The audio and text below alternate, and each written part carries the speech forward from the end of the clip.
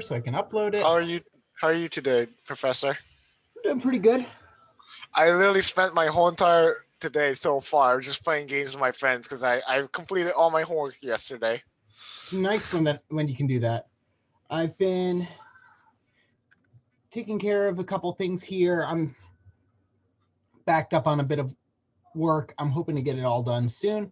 So, but all grading will be done this, by the week, and that's what I'm spending my time on. So, let's go ahead and discuss basically just kind of the implications of getting into files and file systems, right? When we're talking about files and file systems, when we start being able to manipulate stuff on that, that means that you basically can manipulate things on a person's computer using a program, which does have ethical implications, right? In general, right? Don't mess with a person's computer or run programs on a person's computer without their consent, because that's generally not great because, and that applies to pretty much, everything, but especially programs that you write that manipulate any kind of file information that we have. Let me turn on some lighting. Stack electricity, yay. Okay, so let's talk about some more of the types of malware we are seeing in this age. Yeah, I just muted myself. That was pro move. Switching to that mic. Nope. Okay, now here we go. All right, everybody should hear me better. Yes. Okay. Yes. So, one of the more famous pieces of malware these days is something that is called ransomware. So, who knows what ransomware is?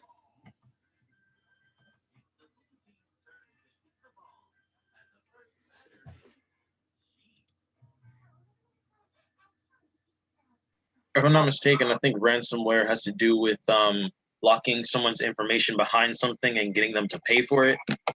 Mm-hmm. That's pretty much it.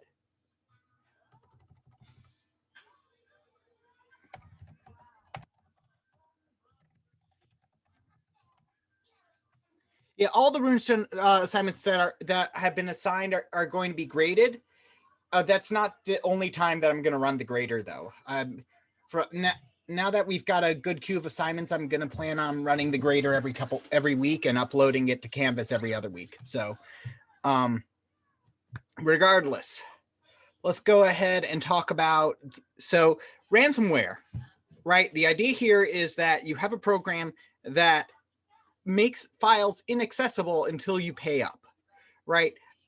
This has really started becoming a issue with the basically the greater and greater lives online we are experiencing. And I mean, we can see this, by the way, with kind of the way attitudes have also changed about the way people treat online and online information.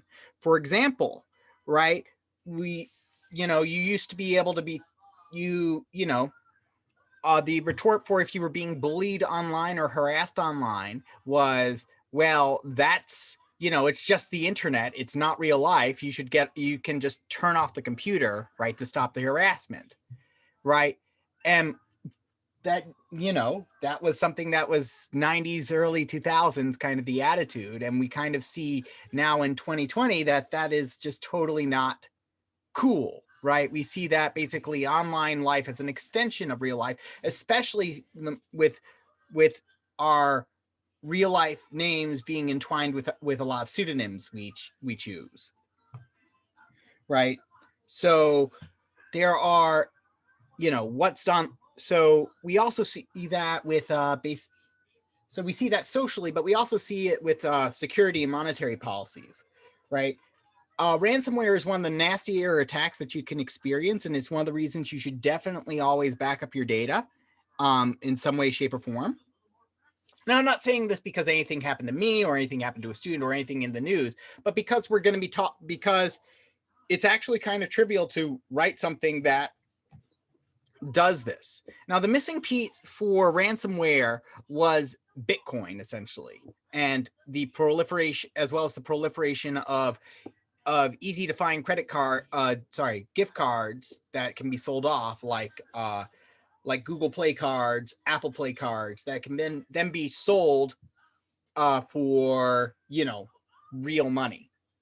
So, right, hacker, you know, either a scammer gets you to give them some Google Play money, or somebody encrypts your files and gets you to pay them money, right? What happens? They then go around and trade it on a website that allows that for actual cash, right? And typically the person who's buying it, right, he's not buying an Apple gift card for a $50 gift card for $50.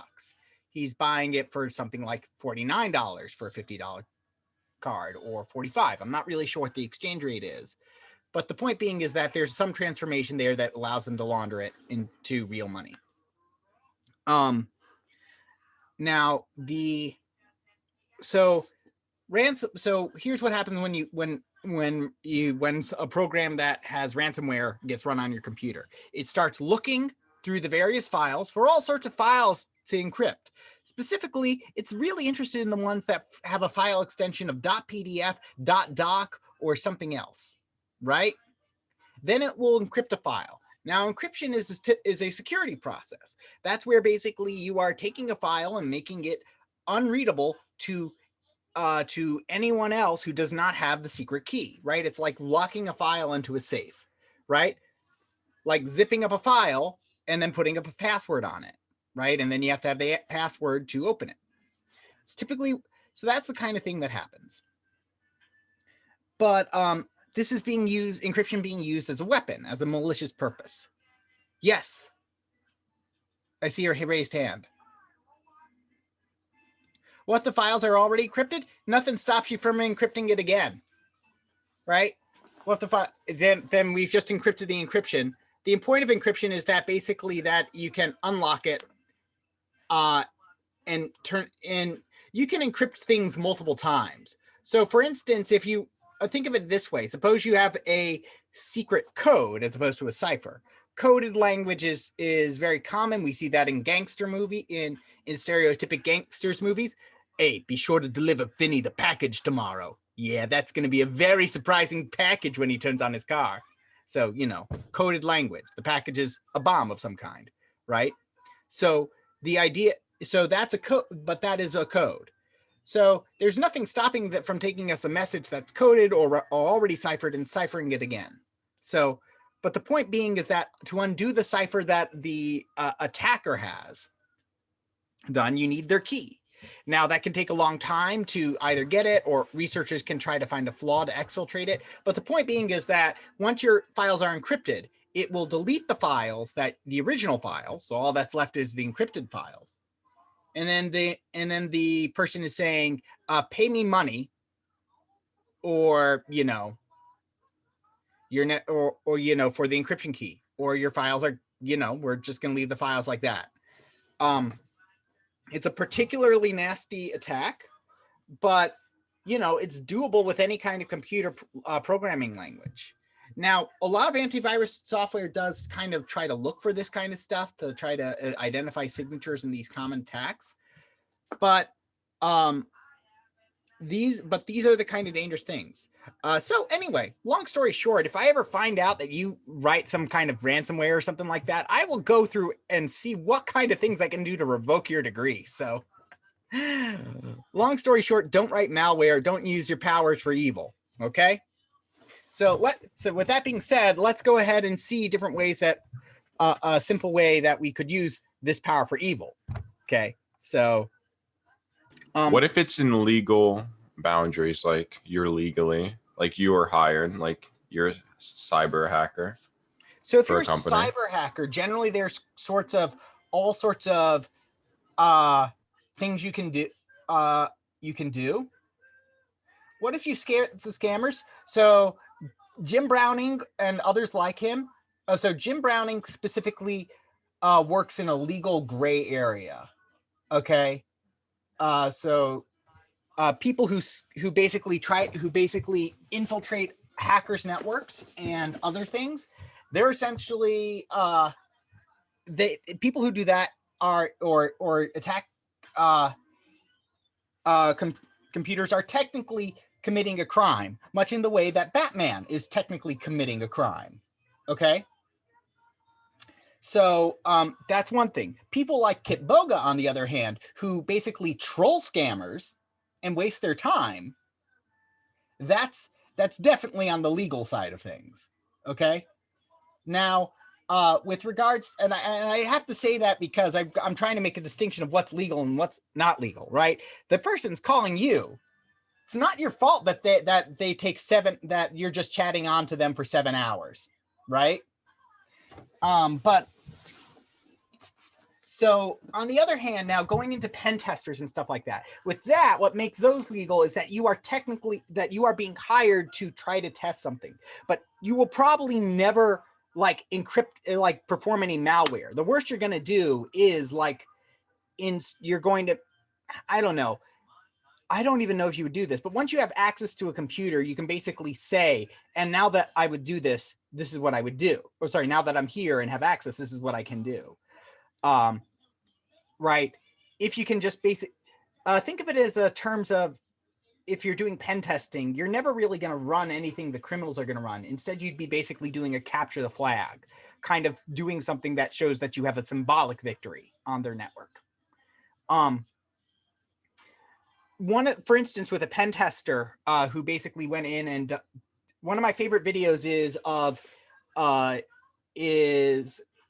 kill everyone, steal everything, and cause total financial ruin. It's a talk at DEF CON. It's a very good talk about a guy who's not very sophisticated with his attacks and basically uses a lot of not even social engineering to just get in. Basically, he's picking doors with he's unlocking doors with cardboard sheets is kind of his level of technical proficiency. And I do mean that literally. Realistically, Christopher, I don't know how good antivirus is. But I mean, the main thing is just don't run programs from suspicious sources. Now, with regards to, but once you're in, essentially, one thing you can do is like take pictures of, okay, here's a person's ID and car keys. Great. Now let me explain the implications of this. Since I've got unattended car key, I'm an infiltrator who has unattended car keys, and an ID and an ID here, driver's license.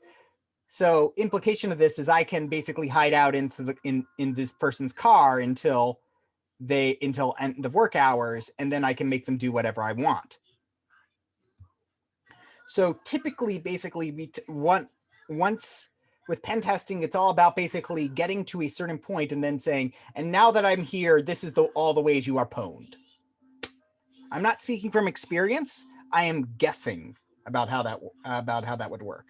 But typically but the big thing about what makes penetration testing legal is the consent involved in it. Right? There is somebody on there is some kind of contract that's saying these are the things you can do and what you're allowed to do. Nobody's going to be hurt. No data is going to be stolen. So now let's go ahead and see a couple of other things. So a computer virus is essentially is a self-replicating program. All right. So when we say that it's a self-replicating program, we mean that basically it's a program that makes more and more copies of themselves. We're not going to do that.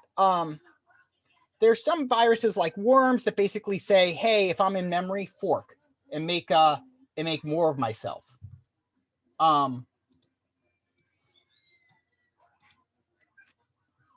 Kinda. But I mean, it all depends on what you want to do with malware. In fact, the most and the reason malware is and viruses are interesting is because they're bloody sophisticated with the way they work. Stuxnet, which is the malware that sabotaged a bunch of the centrifuges for the Iranian nuclear program is possibly the most sophisticated bit of code that has ever been written, because of all the little things it does. But anyway, one of my favorite things to show off is like, okay, so I've got this ability to just that we've learned how to write files. So let's see what kind of damage could be done with this. No, don't follow along with this, because all you're going to be doing is just having to delete a bunch of files later on. Okay, so let's go ahead and I'm going to call this one write too much.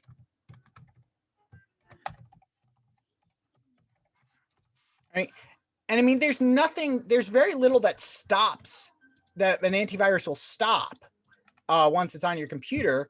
If it's an unidentified kind of program, it looks for signatures and what's it? Stuxnet.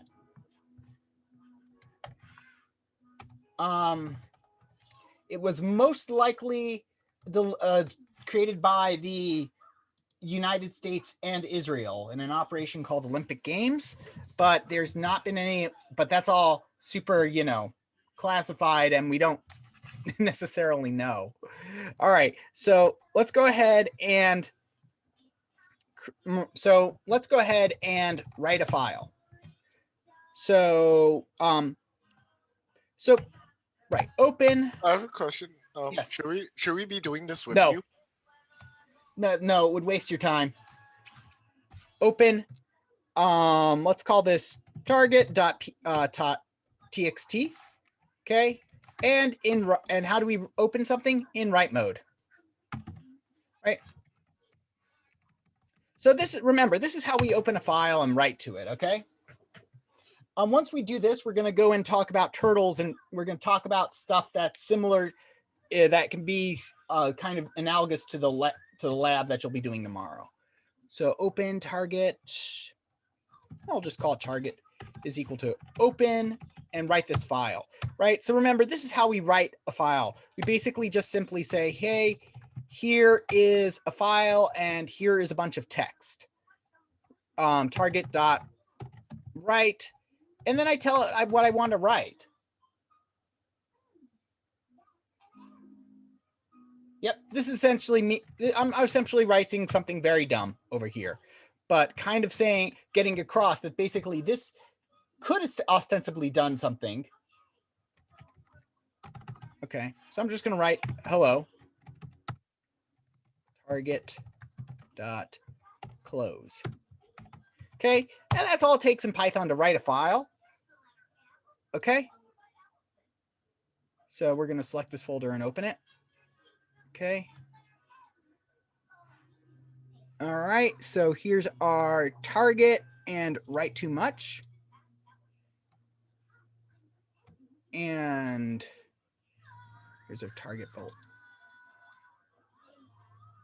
Okay, come on. Sorry, just trying to get it set up so that we can have this nice and easy to see. Right.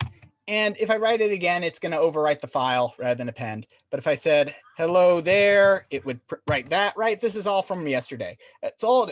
So writing is all we do.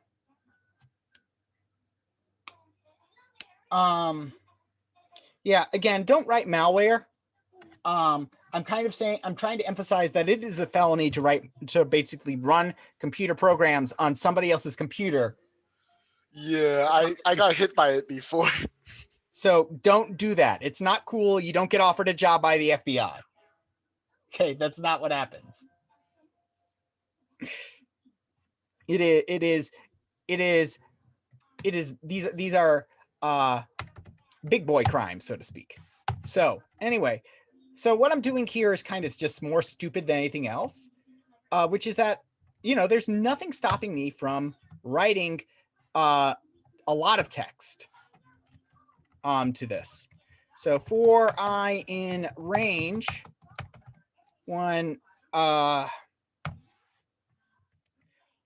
I in range, let's do this 10,000 times, right? Just simply write hello there, and let's just go ahead and add a new line. So run it, and boom. And we see that it wrote 10,000 lines there. Okay? Kind of just went like that. Now let me go ahead and go to Andrew Classroom. Now this seems like it's stupid and I'm not really doing anything with it. Data structures in there. And I'll point out there's a reason you don't want to follow along with this, because if you make the numbers too big, it can be a bit annoying. It's not really going to hurt your computer in a measurable way. This is 126 kilobytes over here. Okay, so I could do this and say, hey, I could put this all in a for loop. In fact, for I in range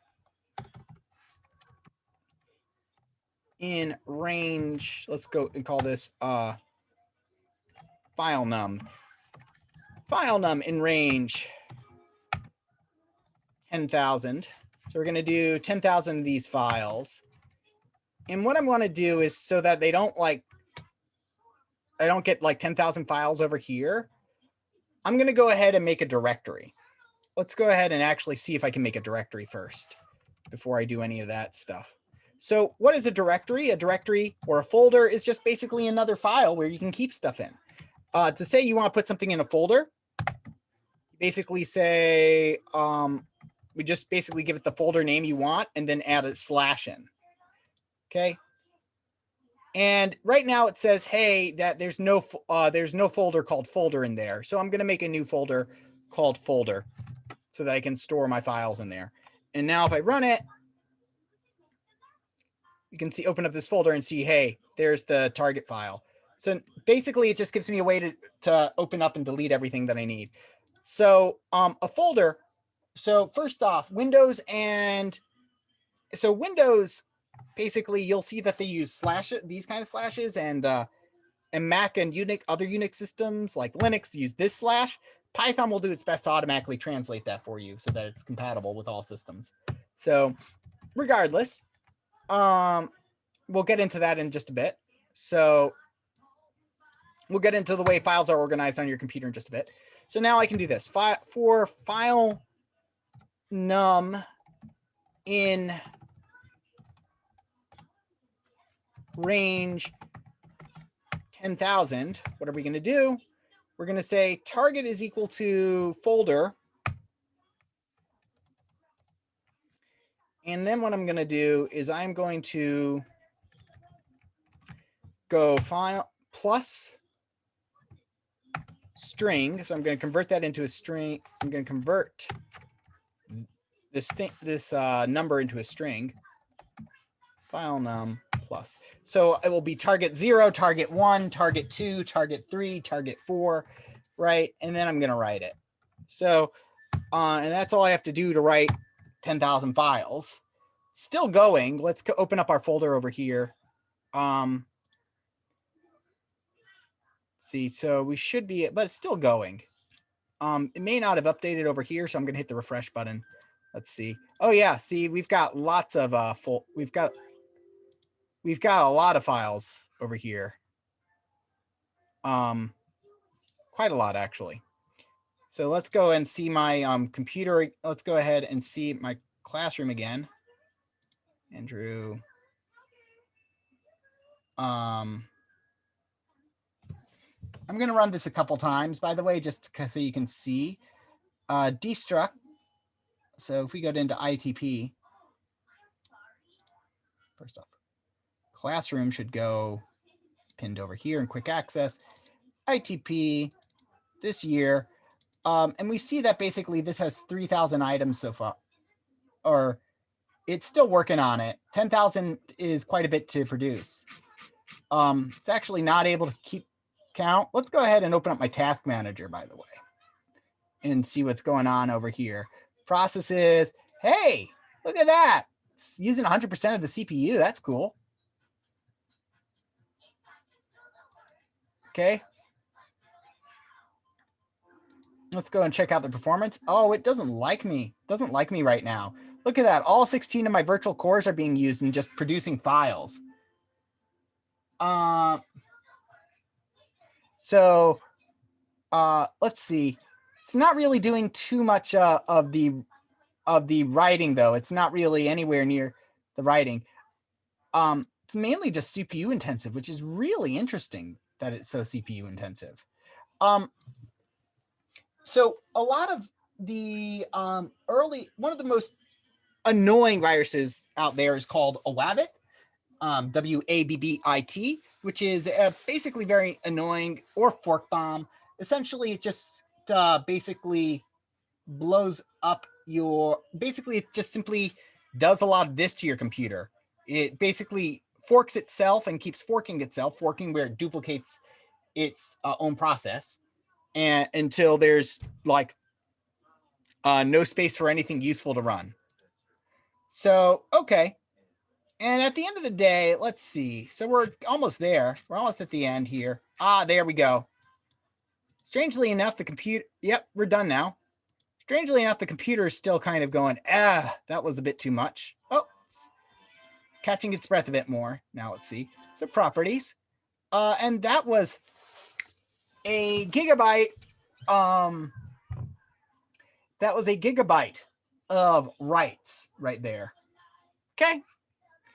Now, kind of useless because it's just wasting space on your on a computer. But there's a reason you probably don't want to run it on your especially if you make it too large on your solid state drive. Let's not solicit malware from our fellow students, shall we? So the now the reason that this is kind of harmful, and I didn't want you to run this, and also because I wanted to show you this even in a just joking manner and an interesting manner, is I want to get into your heads that this is actually potentially harmful to computers. Especially modern laptops, you have every laptop has basically these days uses a solid state drive, and solid state drives are rated for a certain number of terabytes written before they start failing. They can typically this can be somewhere between in the double digits to hundreds, depending. I think my hard drive deals in the thousands, which is why I got it. But there's a certain amount of writes that it's allowed to do over its lifetime. Leave it overnight, leave something like this running overnight, and you could basically bork somebody's hard drive. So there's all sorts of, or at least make data failure more likely to happen sooner. So even stuff that is like innocuous, just as like, I'm going to write 1 million files, can have a consequence. Anyway, but like I said, it's kind of not the most amusing thing because I can just get rid of it by deleting it. There, it's discovering all the files that it wants to delete. All right, so now let's go ahead and talk about files and paths and stuff. So let's go ahead, and I'm going to go on to Project Gutenberg. Right, Project Gutenberg. Let's go to and get, yeah. So let's go ahead and go and grab, let's say, I don't know, let's go with Shakespeare again. This time I'm going to go for the complete works of William Shakespeare rather than anything else. It's a file I like using a lot because it is actually a fairly massive text file, 5 megabytes. Okay, Control S. And I'm going to, instead of saving this in the same folder, I'm going to save it on my desktop. I'm going to just call it shake.txt. Just for the, and you can follow along with this part. This part is fine. So I'm going to be saving this on my desktop. Now, the issue is that this is oh, I just called it shake. Let's call it shake.txt. By the way, you can enable whether or not Windows doesn't show you file extensions anymore by default. Like here, I've got .py being shown on the end of everything. To do that, you can go to View and then check file name extensions over here to show those.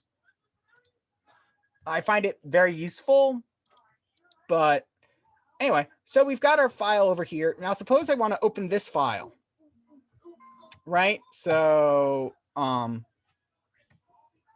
let's go ahead and say read. I'm going to call this read from desktop. Read from desktop.py. Okay. All right. So read from desktop. Okay. Now now to read a file, remember, we just simply would say, hey, give me the file name .txt over here and an R. And that's all we needed, right? We would just simply do it like that. And it worked for Macbeth, right? Because one of the issues we had yesterday was people wouldn't find their files. Now this works perfectly fine. Hey, print text.read, that reads the entire thing into a big giant string, right? And see, I'm reading the Macbeth file from yesterday. Oh, right. It wants me to say, hey, it's in encoding equals UTF-8 for the Macbeth file, because that Macbeth file was weird, right? And here it's printing out, no problem. Okay, but if I try to do that to our Shakespeare file, no dice. Now I'm gonna make this a bit easier to read by just reading the first 1,000 characters of this, right? That's just simply me saying, hey, text.read, that transforms it into a string. I'm slicing off the first 1,000 characters to print them. And there we go. Much easier to, much more manageable for the computer there. Okay. But I can't find Shake, right? Because Shake is not in the same directory as my Python file. It's on my desktop. So what we can use here are paths. We can use relative paths and absolute paths. Right now, I'm going to show you an absolute path. So I think this should work, which is home, desktop. I think this should work for Windows. I hope it does. Okay. If I'm so no such file or directory there. So let's see. So that's not working right over there. So I'm just going to do properties. Where are we? Details. You are in C user Andrew's desktop. So should have worked. Do I need to say Andrew as well?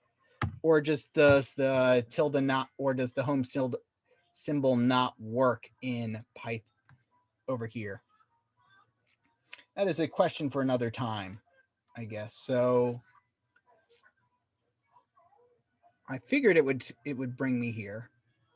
Home Python. How do I get the home directory in Python?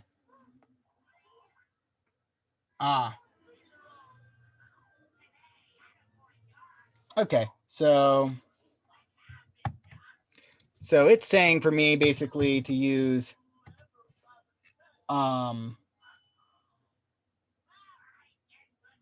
let's see.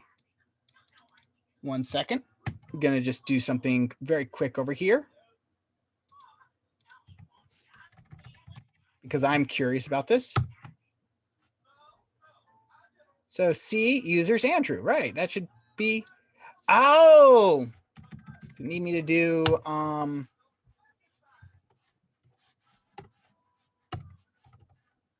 you need me to do the slashes like this?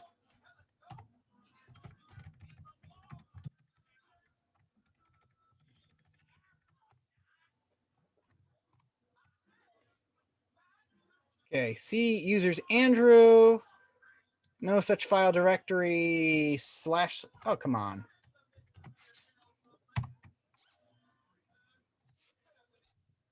I'm surprised that it doesn't want to expand it like that. Yeah, oh well. So for me, because it's on my desktop, I have to go C:/ users /Andrew. slashes there to escape that.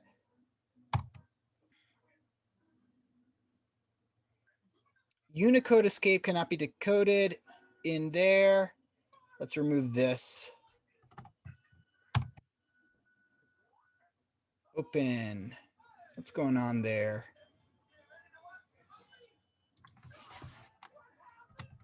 Darn, why is this being, that's the issue. File reading is also, when I do absolute file reading, it's always more complicated than I thought it would be. Okay, cannot decode. Okay, there we go. It was working in Linux. This would have worked easier. And you're going to see that that's going to work a lot easier. Encoding is equal to UTF-8. Okay, run. Boom. Hello. Hello? Yes. Hi. Hi. I'm sorry, who are you looking for? No one. I don't know. I don't know who this. Mm-hmm.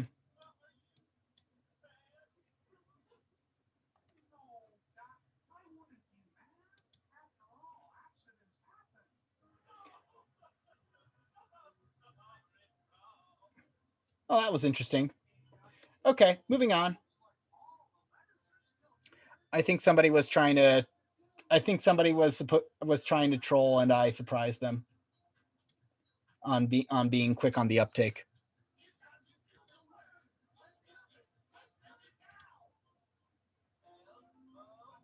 It happens.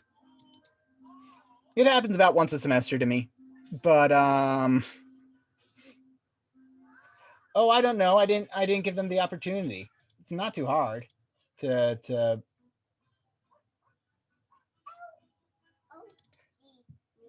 it works on a lot of other professors because they don't know how to manage things. So but let's see.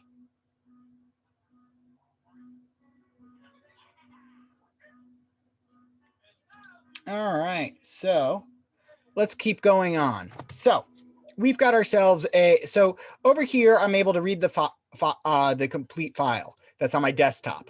And what I did is I used an absolute path over here, which is basically saying, hey, how do I get here from the top of my computer? Now, the way it works on Windows is you have a bunch of hard drives and you select the drive that it's located on. Here, that's typically your C drive. That's the main drive in Windows because A and B are typically used for your, whatchamacallit, your, sorry.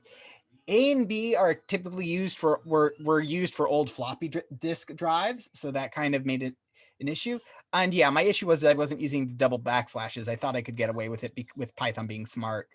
But there you can see, basically this is over here in the file properties, we have 1/. But in Python, you have 2/. You need to escape those slashes because the slash is the escape character, which is annoying. But that's the way it works there. So basically we say from the top of the directory in my users folder, the username, his desktop, and then shake.txt. Right? So you can basically locate any file if you have authority for it. On a Mac, it's going to work something more along the lines of this.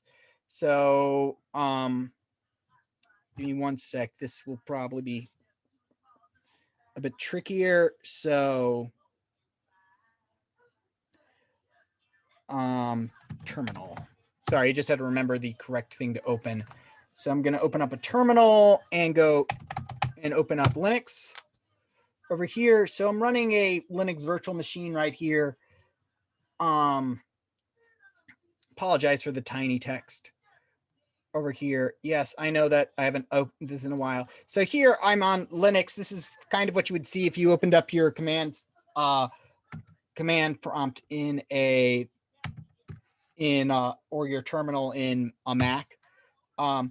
Now, currently I used a command here. ls was to list all the files here. pwd says print the working directory. And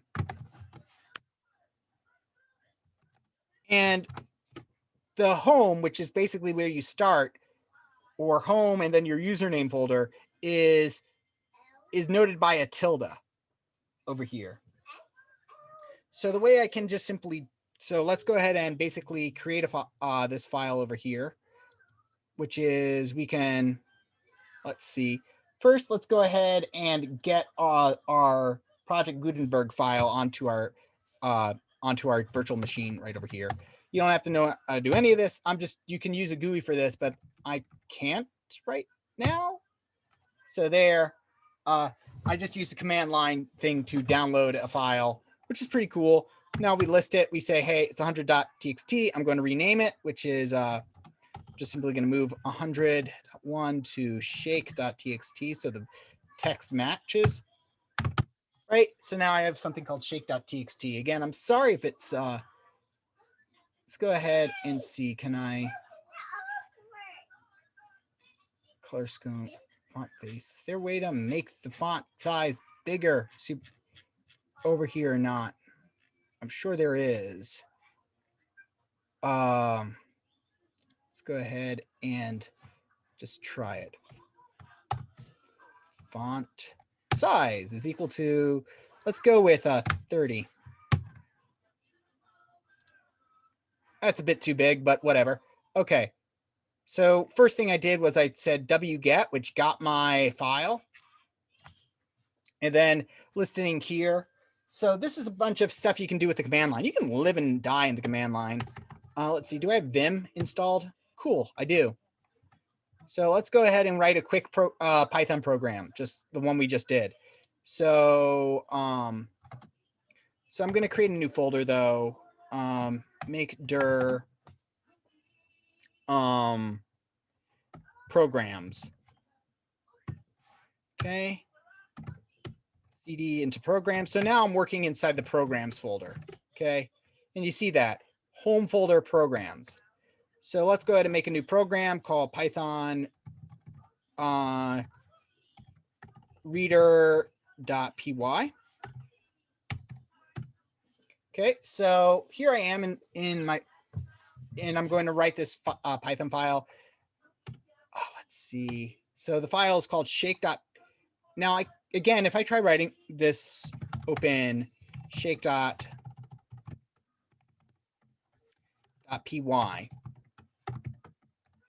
and R again, and if I did that over here, oh, I don't want to open shake. It's not a py file. Text. And then print text.read and give me the first 1,000 characters. So there, I wrote a Python file. And if I try to run this Python reader, it's not going to work because Python not found. Yes, I do mean Python 3. Okay, Python 3 says expect unexpected end of file while parsing. Interesting. I think you forgot a parenthesis at the end of the file. Probably. Yes, I did. Issue with working in something like this is that, okay, and it says no file directory. So where is this file or directory? Well, it's in my home folder, right? So if you're on a Mac, you can just do this, which simply brings you to your home folder, and then say shake.txt. If you did this and put it on your desktop like I had earlier, then it would either be desktop or desktop, depending on, I forget how Macs work.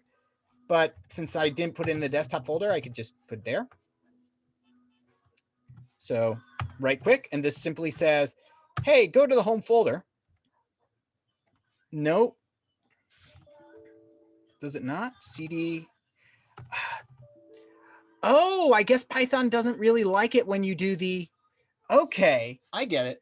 Python doesn't like it when you do, it doesn't translate this. It doesn't like translating this out. That's what it is. All right, so it literally is interpreting the tilde as a tilde. So bollocks. Oh well. It's a good enough time to show you then something else then. Got that little fact. So .shake.txt, which is a completely different thing, but this should work. Yes, it did. Okay.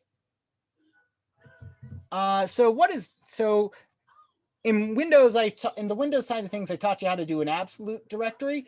In Mac, I'm teaching you right now how to do, or Linux, or any Unix-based system, I'm teaching you about something called a relative directory. So basically that ... said go, this ... I have over here says go up a folder, and inside that folder, look for shake.txt. Okay, now if I want to find my home, get home directory, Python, then I do have to annoyingly do, I have to do one annoying bit of text, which is, well, 2 annoying bits of line, which is basically using the right library. So from path library, which is the library that deals with paths, import path. And then I can say home is equal to str path.home. Yay, Stack Overflow, because I can't be bothered to remember all these things, but it's useful to have exposure to these kind of things. So, okay, right quit. Actually, no, we want to go and now say, okay, from the home directory, from home plus shake. And there, that works as well. So your home folder, using that is pretty useful to get to your home folder. Which brings us to another question. What in the world is this from pathlib import thing? We've just been doing import X for a while. Well, there's multiple ways to do an import statement, which might as well show you how to do that now. Okay. So so when you import something, when you like import,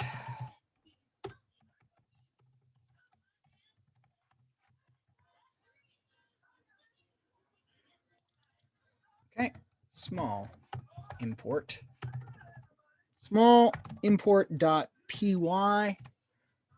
When we import something from Python, basically it gets you everything you need from this,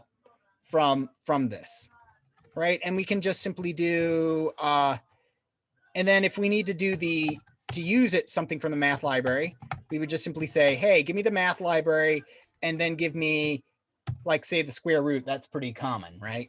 Give me the square root of 100, which is one of the easier ones we know, which is 10, right? Right, 10.0. Okay, but suppose though first off, writing math is a bit annoying. So everybody agree with that having to do this bit is a bit annoying, right? They keep having to do the math dot or library dot. Let's go ahead and see. I mean, we can also see this with a turtle, right? Import turtle.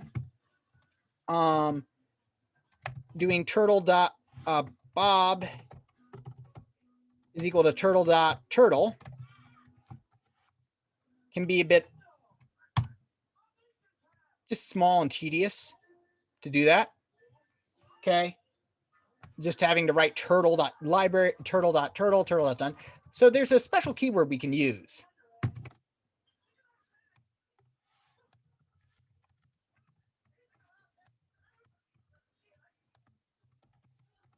So first off, there's as, which says, hey, I've got this library here called turtle, but writing out turtle is annoying, or maybe I don't want to call it turtle because I tend to get confused. Maybe instead I want to call it turtlib to remind myself that this is the turtle library and not actually a turtle. Make sense?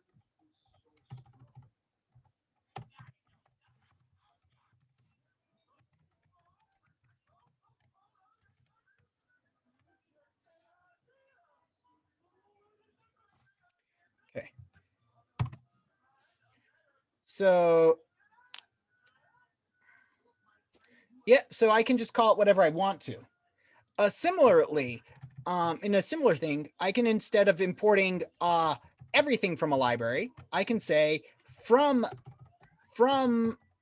math, I just want to import the square root library.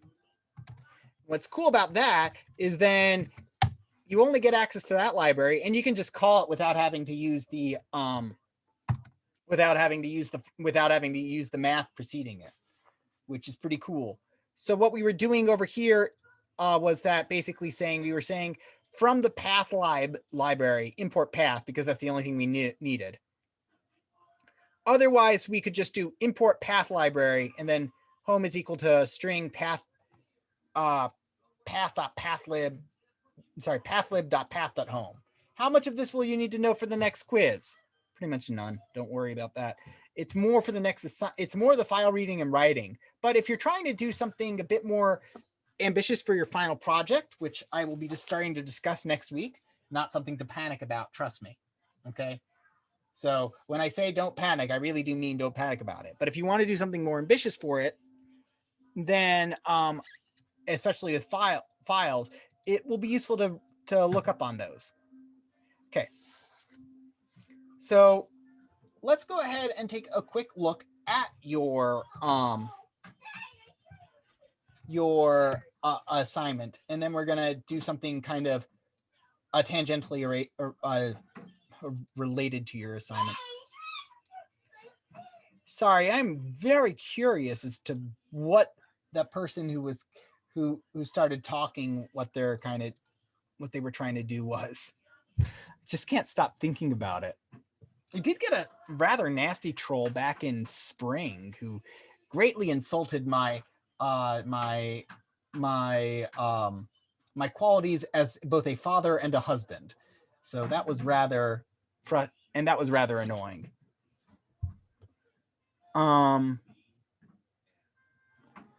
Let's see. So let's go to assignments. That's right. Assignments. So this is one of my favorite ones. Was my first kind of foray into it was kind of my first foray into laser. You're trying to fix your chairs? All right. Take a look at this. Read this over for about 3 seconds. You're trying to fix your stairs. Yes. I see that. But I'm teaching class right now. So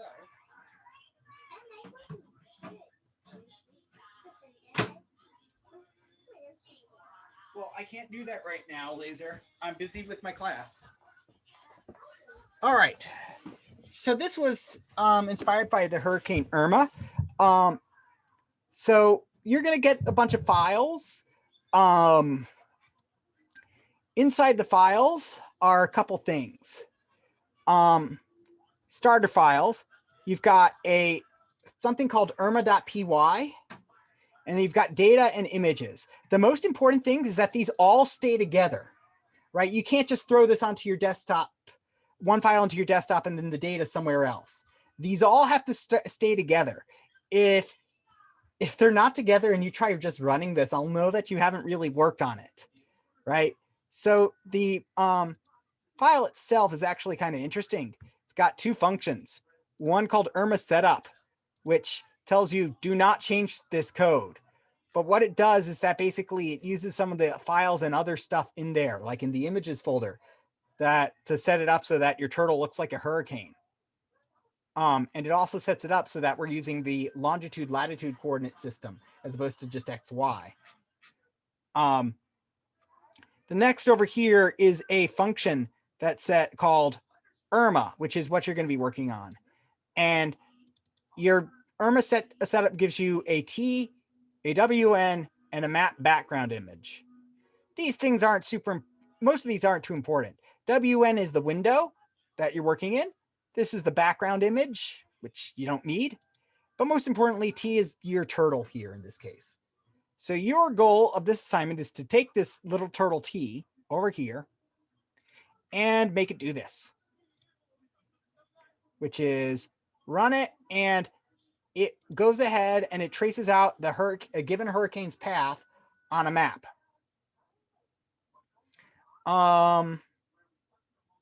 So, and you'll notice that it changes color and puts in numbers as well based on the intensity of the hurricane, which is pretty cool. What it does is that basically we've taken a bunch of data scraped from Weather Underground, back from 2017. So this website may have changed. Yeah, probably did. We removed the comma there. So we took this table over here from Weather Underground. Let me zoom in again. And we took basically the date, longitude, latitude, wind pressure, wind speed and pressure, and kind of track the tornado and just put in there. Here's the first 3 lines of the file. The only ones that are relevant to your code, by the way, are to tracking your hurricane are latitude, longitude, and wind. And the wind. So from this, you want to create a turtle that draws this path. Now this sounds like it's the most horrible, hideous, and most difficult thing in the world. Coding most of this took me 20 minutes, and then I spent about 2 hours trying to debug one error, a very simple error, which is that if you think your code should be working, but your turtle doesn't show up anywhere, make sure that your latitude and your longitude correspond with the correct X and Y. Because latitude and longitude, you should think, wait, which one is X and which one is Y? You might have to swap them. Because, it's like trying to convert X and Y to row and columns. It kind of gets confusing. But it's not really that difficult. What you do is that basically you say, hey, here's a turtle, go to this latitude, go to this longitude, and then color for the strength of it. It is easier than it looks. It's a lot of fun too. Also included in the starter files, if you want to test it out, are data for other hurricanes that we've tracked. So long as you have the appropriate longitude, latitude data, this will work for any hurricane in the Gulf Coast. So, and essentially what you're doing here is that you're reading your things and taking command and making your turtle do. Sorry, you're taking in commands from something and making your turtle react accordingly. I mean, we can see how to do that. We can kind of do that ourselves too. Let's see. We can do that ourselves. File, open folder, spring 2021. And we're going to go ahead and I'm going to make a file of instructions for our turtle. I'm going to call this text file instructions. Now, what I'm doing here is not at all, it bears a passing resemblance to what we're going to do. But if you try to use this for the code in the lab, you're going to have a bit of an issue. So I'm going to call it instructions.txt. And I've got a file like that. And I'm just going to go and say F50W, sorry, right. Let's go with 60. Yeah, let's do this.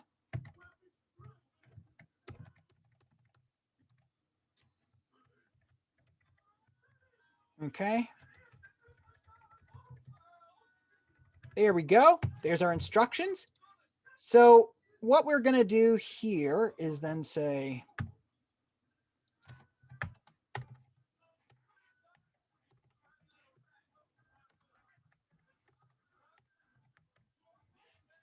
Professor, is this a lab or an in-class assignment? What the one I showed you is a lab, but I'm showing you something similar. The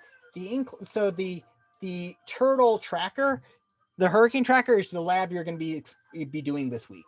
Okay. So I'm showing you something tangentially related to that, which is here I've got a bunch of instructions. And if you can make and you can make a pretty qualified guess about what each of these are. Right over here, I've got F50, move the turtle forward 50, R60, turn right 60 degrees, and then L would be turn left 180 degrees, and F is move forward 200 pixels, right? So most of the time when we've been doing a turtle, we've been basically giving him directions manually. But let's explore the concept of, well, what if I read some turtle a file and basically have the turtle react to what's in the file. So let's go ahead and make turtle file, or I'm going to call it file turtle. .py. Okay. And so first thing he's going to do is that he's got to read the instructions. So open. So we're going to say text is open to instructions .txt, and we're going to open it up in read mode.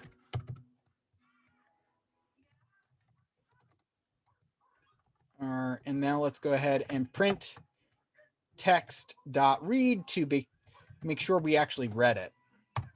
I'm going to delete this line, and it's kind of necessary to do so. So instructions, right? Remember, you're in a computer science class, so if you have an issue with like I can't find a file, just ask yourself, wait a sec, how good am I actually at spelling things? And double check your spelling. Because as you saw there, the answer is not always that great. All right, so here I've read this file. So what we can do now is that we can have the turtle kind of read the file line by line. So let's go ahead and import our turtle, import turtle and then I'm going to do a turtle.done over here to make sure that doesn't immediately close. And I'm going to say Bob is equal to turtle.turtle. Okay, there we go. Bob is equal to our turtle. And then what we're going to do is say for line in text.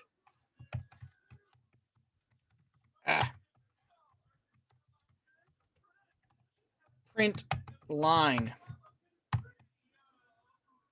And there we can just simply see that we're printing out each line one at a time. So rather than printing out the line, we should have our Bob react to this. So let's go ahead and do Bob.shape is equal to, I like doing Bob.shape is equal to a turtle. I do like making him a turtle, even though it's completely irrelevant and also making him easier to see. Does it make a difference? No, but I like it. And we need to take our little pleasures in life. By the way, if you're wondering what kind of nefarious activities on the table for next week, it's all about gambling and scams. And basically the history of, what is the history of modern statistics, by the way? Where do we get all of our stuff from modern? Where does all the interest in modern statistics come from? Anyone?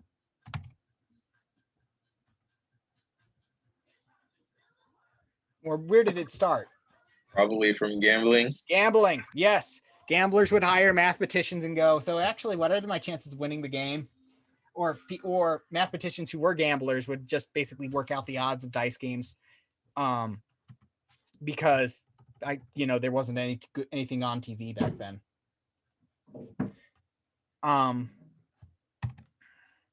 So we've got ourselves our turtle here. Now let's go ahead and actually do this. So we've got a line of text. Line is equal to line.split. And so we're going to split on spaces. And we're also going to say line is equal to line.strip because we want to get this new line out. You okay, Laser?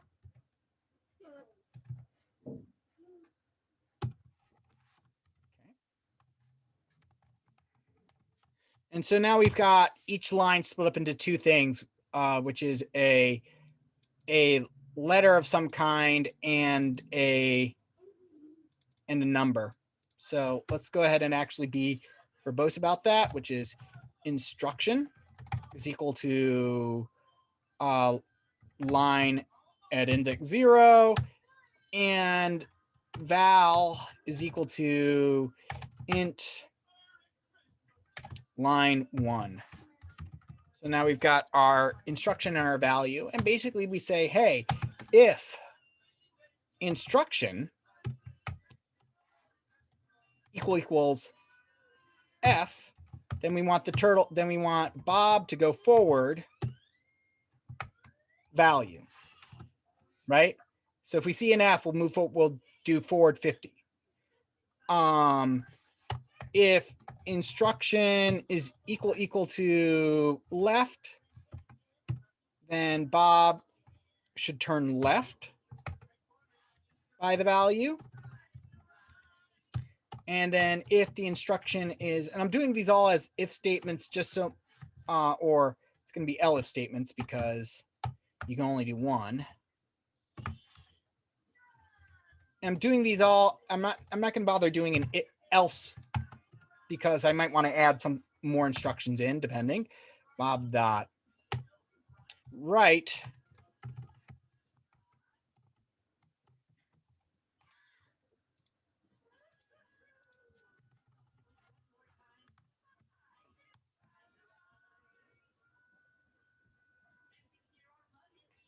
and there we see he basically does exactly what I told him to do in the file, which was I copy pasted move forward 50 squares. Let's go ahead and change up the pen size as well, make this easier to see. Dot pen size is equal to 2. So in the file I had move forward 50, turn right 60 degrees, and I had that in there 6 times. And then I had turn left 180 degrees and then move forward 200. So we've got that. And so now we can basically, we can do any combinations of left and right in here that we kind of want to. So let's go ahead and do F100. Well, honestly, this has been annoying writing it myself, to be honest. Let's go ahead and I'm going to go ahead and write a file. I'm going to make a file to do that for me.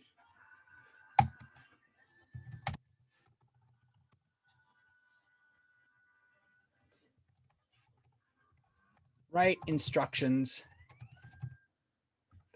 .py, which is just simply going to do, hey, open instructions .py in write mode. That is our text file, and we are going to write to it. And then I'm going to just simply do for in range, let's do this 100 times. Text.write. Go ahead and do text.write. Yeah, write forward 100, and then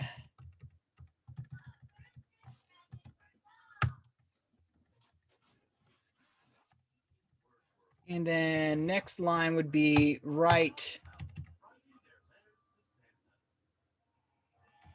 144. Text dot close. We run this, and now our instruction file should have changed, I hope.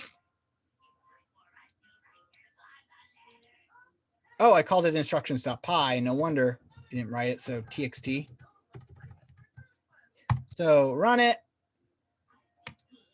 Now we've got our file over here. And now if we run our file turtle, it's going to open up that thing. And now it's going to go ahead and work off of those instructions, which creates a star. Let's go ahead and do instead, first off, let's make it bigger. And let's go ahead and do 143, 142 as our turn instead.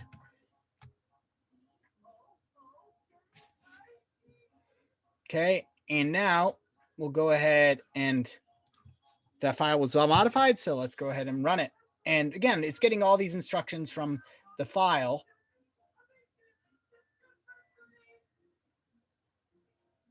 And now it's basically, and now we've got a file that describes a spiral.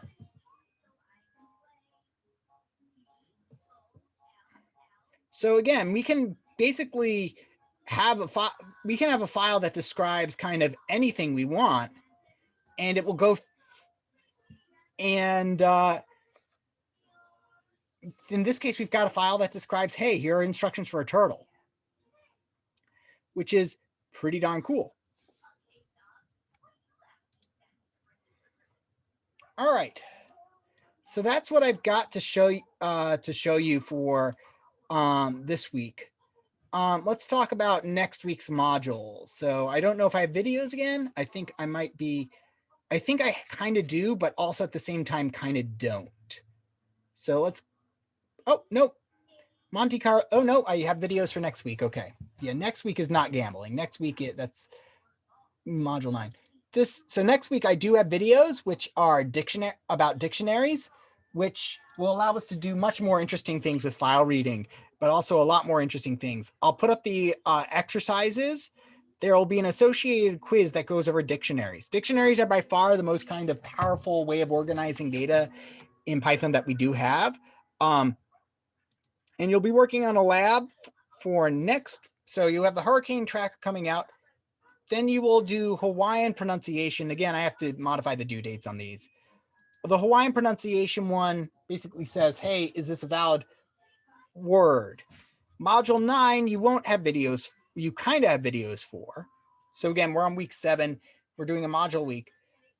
Module 9, basically, I'll want you to read about these. The Monty Hall problem, right? So I found some good YouTube videos. The Monty Hall problem. This is a Monte Carlo simulation. And this talking about scams again, which is kind of what we're doing, which is another video. If you've seen the guy who leaves off basically the glitter bomb packages for porch thieves, this is the guy who did that. But here he paid, or rather he paid, I think, with churros, a bunch of his friends to go and sit and count how many people actually won certain carnival games, which is how you do a Monte Carlo approximation of the statistics of these games, which is just observe. So this is an example of that. So again, this is one of those things where we'll be learning hand-on. Basically, what this entire chapter is that math is, once you have access to a computer, math becomes a lot easier.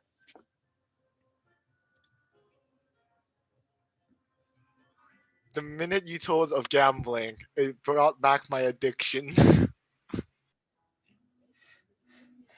So, well, again, there's, well, first off, gambling is a vice. So, for a reason, it's very easy to lose money.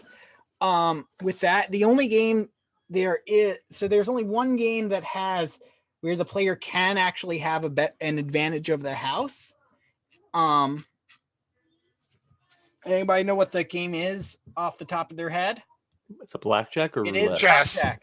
Blackjack with perfect playing can get very, very close to house odds. And then if you add in card counting, you can actually beat house odds because the house needs to follow certain specific decisions. Of course, once they detect you card counting, that's an entirely different story. It's not illegal, but they can then say, we don't want you to play anymore. And they can say it rather forcefully. Yes. Lab 6 is currently the one that's due. Lab 7. These are starting to come out, but if you need more time on these labs, please let me No. With regards to now the reason I bring up gambling and these things is because they're games, and games are interesting for statistics. In fact, I can guarantee that you on the final exam, that one of the questions I will have will be, here's a game, and I want you to analyze some statistics for it, some kind of board game that actually exists. Now the with regards to the stock markets are I think it was Buffett who said that basically stock markets are a way of distributing wealth from people who have short amounts of patience to long patience. That being said, the best way to kind of to invest in the stock market, or the most consistent way, is index funds. Catan, I don't know what I would do with the Catan might be interesting. If I were to do Catan, it would be something along the lines of how long would it take you to get the or how many cards you would have to draw to win just by drawing cards.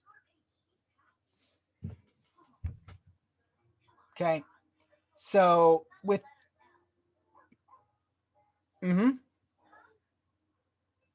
so anyway, but the other thing is that scams are very common, and I like talking about scams and basically showing when games are unfair. So that's what we're going to look about when we get to week 9, because those are a lot of fun. All right, so people want a demo, I see. So I will go ahead and dismiss the class so you can demo. So, and I'll stay behind for demos today, I think. Let me just make sure that my, okay, cool. Yep. I'll stay behind and I can do demos.